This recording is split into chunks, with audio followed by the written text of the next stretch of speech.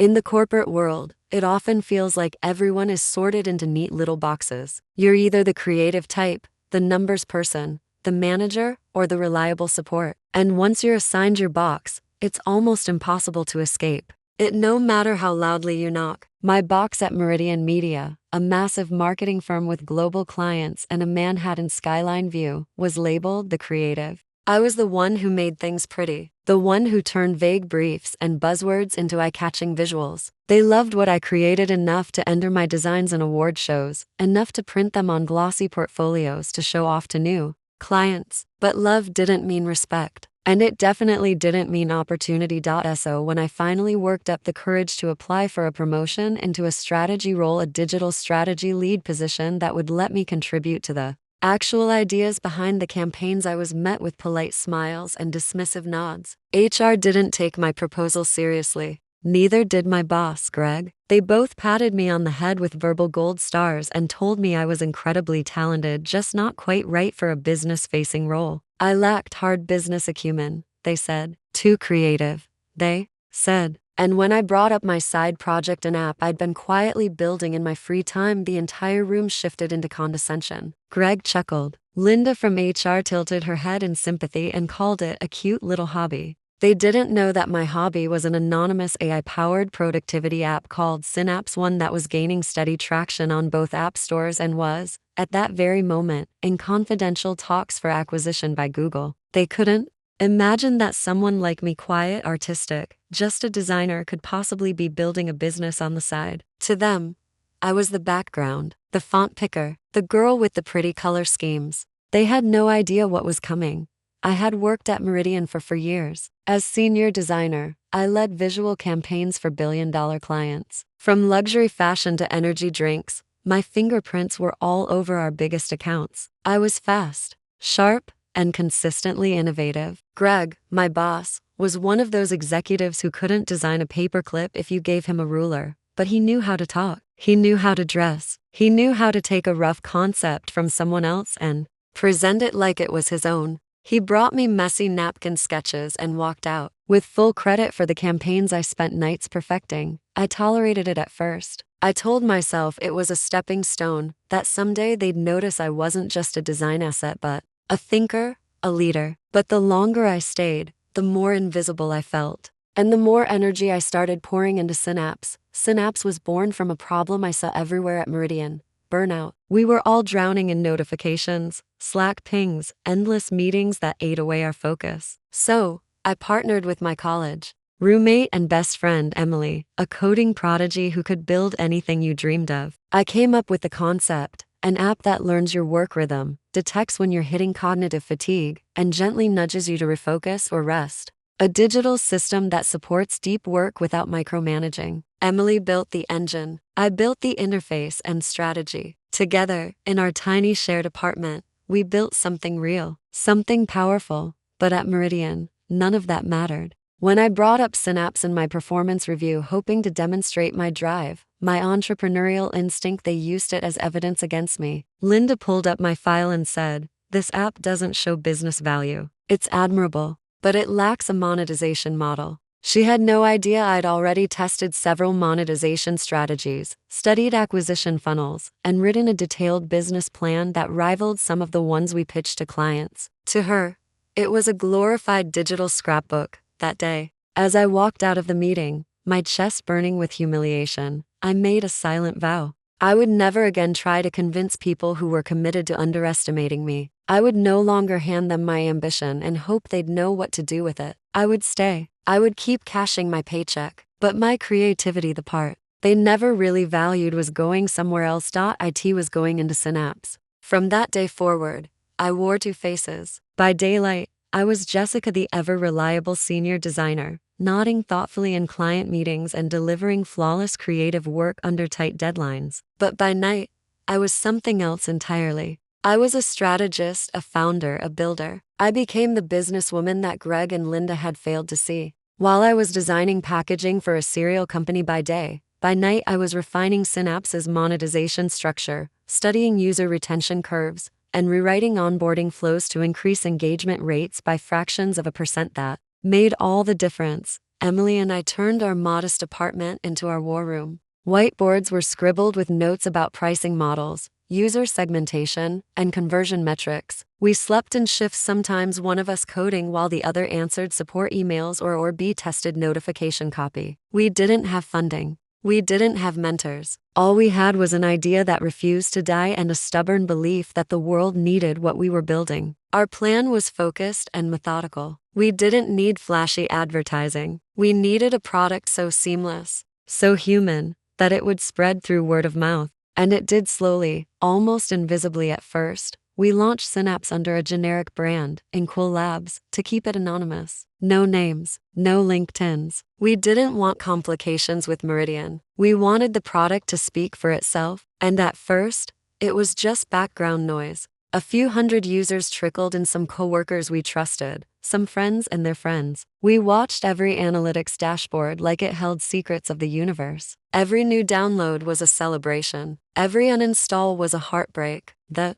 numbers were slow, and our doubts whispered constantly in our ears. Were we wasting our time? Were we just two idealistic women trying to survive in a space designed to be brutal? Then it happened. A tech blogger in California, someone who had a reputation for spotting hidden gems in the productivity space, found Synapse. We never figured out how. Maybe a friend of a friend had shared it. Maybe it popped up on his radar during one of our beta tests. All we knew was that one Friday afternoon, he published a review titled, "This anonymous app might just save your sanity at work." He called it revolutionary, praised its elegance, raved about its AI being more intuitive than anything he'd seen since Notion or Trello.by Monday. Synapse had gone from 3,000 users to 50,000. We refreshed our metrics constantly, watching in awe as the download counter spun like a slot machine. We were top 5 in the productivity category on both the Apple App Store and Google Play. Within a week, we'd passed 100,000 users. The app that Linda thought lacked a business model was now consuming bandwidth faster than Emily's laptop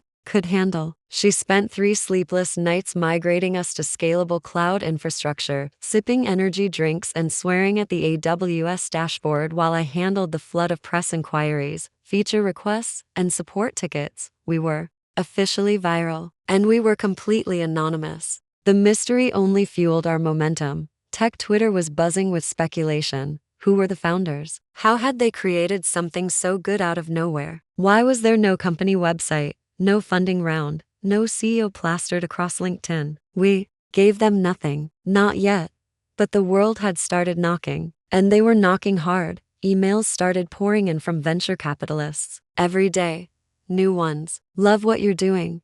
Would love to chat. We're investing in the future of work, and Synapse is exactly the kind of innovation we're looking for. Most of them were casual. Some were aggressive. One firm even sent us a mock pitch deck they'd made on our behalf, outlining how they'd scale Synapse to 10 million users. We'd go to a nearby coffee shop on lunch breaks at Meridian, huddled around our laptops, pretending to be just another pair of coworkers grabbing lattes while discussing multi-million-dollar investment terms.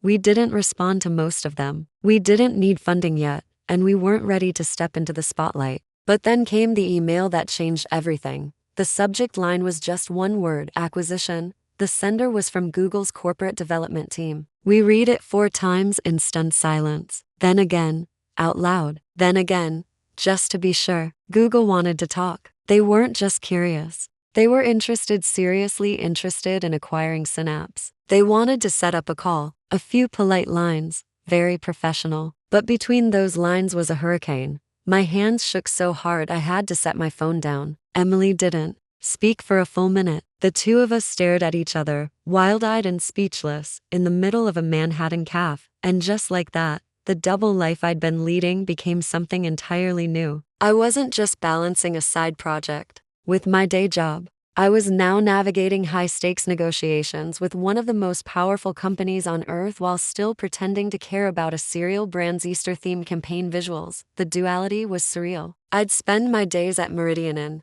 meetings about banner placements and client font guidelines, then go home to negotiate due diligence terms and revenue retention models. Emily and I used some of Synapse's early revenue to hire a seasoned startup lawyer, someone who specialized in tech acquisitions. She was no-nonsense, brilliant, and ruthlessly efficient. Our first call with her took place in her glass-walled downtown office that felt more like the headquarters of a hedge fund than a law firm. She helped us understand every detail: the equity clauses, IP ownership, non-competes, and the real-world implications of selling our brainchild to a tech giant. We learned everything we needed to know. And we learned it fast. The negotiations took weeks. Our lawyer played hardball when she needed to and held our hands through every terrifying decision. We were in meetings nearly every night. Meanwhile, at Meridian, Greg still came to my desk every morning to ask if I could make the brand colors pop more, and Linda still sent out weekly HR emails about resilience and motivation like she was some kind of guru. They had no idea I was building a legacy under their noses. No idea that their unstrategic creative girl was about to land a 9-figure deal, and I hadn't even submitted my resignation yet. By the time we reached the final stages of the acquisition talks with Google, Emily and I were operating like seasoned executives. The days of late night, pizza-fueled brainstorming on our apartment floor weren't over, but now they were punctuated with high-level conference calls, NDAs, and the type of financial paperwork that could make your eyes water. We spent hours on valuation discussions, debating not just how much Synapse was worth today, but what it could become. Google wasn't just offering to buy our app. They were offering us freedom, independence, the ability to never again sit across from someone like Linda in a room designed to reduce dreams to bullet points. And then, at last, we had the final offer in front of us. It was staggering, beyond what either of us had dared to imagine. 9 figures, a life-changing amount that made all the years of frustration, of being boxed in and underestimated, instantly worth it. Our names would be made public finally, shedding our anonymity and stepping into the spotlight as the co-founders of one of the fastest-growing productivity apps in the world. The public announcement was scheduled for the following Tuesday. I would no longer be Jessica the designer from Meridian Media. I would be Jessica, the visionary behind Synapse, Google's newest acquisition. But before that announcement, one last performance remained. The final act in the theater of Meridian Media. The irony was poetic. My annual performance review was scheduled for that Monday. One last trip into the belly of the beast. One final conversation with Greg and Linda. The same 2 people who had smiled and patted my head when I dared to dream bigger than my box. I could have called in sick or quit by email, but I didn't. I showed up, and I was calm, serene. Not because I was hiding something, but because I no longer needed anything from them. I walked into that room like I was wearing armor woven from every late night, every ounce of unrecognized brilliance, every brush off they'd ever given